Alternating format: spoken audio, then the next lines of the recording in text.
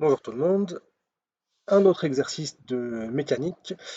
Aujourd'hui, on va parler de l'homogénéité d'une relation. Et ça, c'est vrai pour la mécanique, mais c'est vrai pour n'importe quel type d'exercice en physique, ou même dans d'autres choses que la physique, dans d'autres matières que la physique.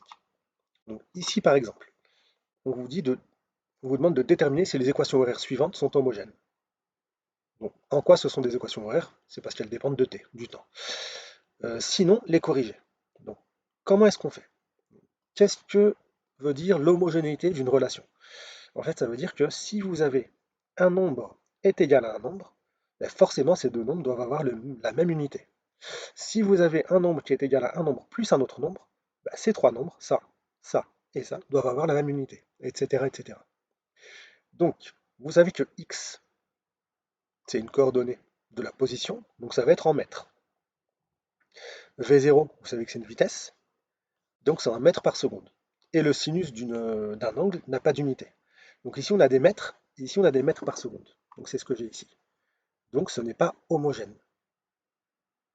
Donc qu'est-ce qu'il faudrait pour le corriger? Ben, comme on a des mètres par seconde, il faudrait multiplier par des secondes. Pour avoir mètres par seconde multiplié par seconde, ça donne des mètres. Donc il manque le t. Je ne l'ai pas mis ici, pardon. Je pensais que je l'avais mis. Donc il manque le t. Donc V0 fois sinus alpha fois t. Ensuite, ici, qu'est-ce qu'on a? Vx, c'est une vitesse, c'est en mètres par seconde.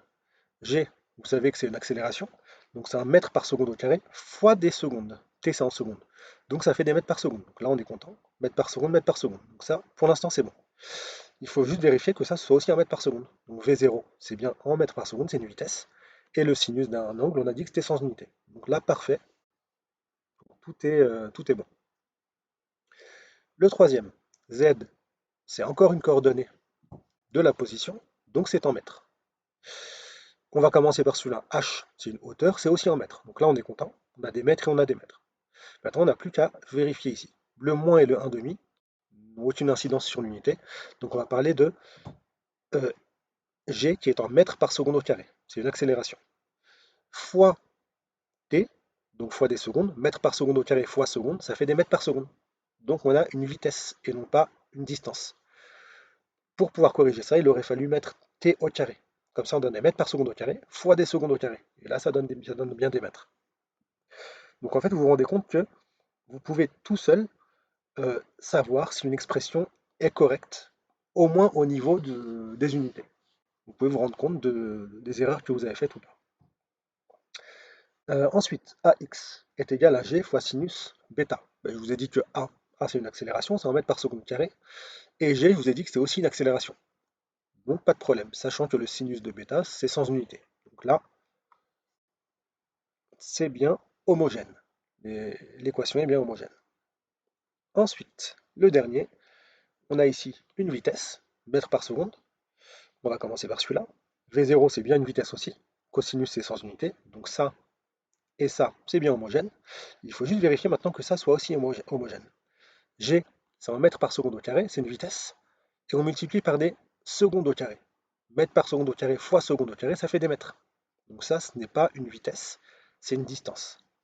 Qu'est-ce qu'il aurait fallu faire pour avoir une vitesse? Il aurait fallu que le t ne soit pas au carré. Comme ça, on aurait des mètres par seconde au carré fois des secondes, qui donne des mètres par seconde.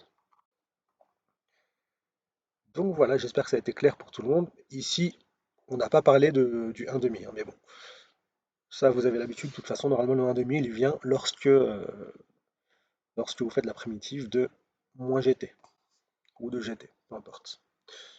Donc voilà, j'espère que ça a été compris pour tout le monde et je vous conseille très très très fortement de vous servir de ça à chaque exercice pour vérifier si vos équations sont bien homogènes. Ça prend très très peu de temps et ça peut être très très utile. Donc voilà, j'espère que ça a été pour tout le monde. Au revoir pour le prochain exercice.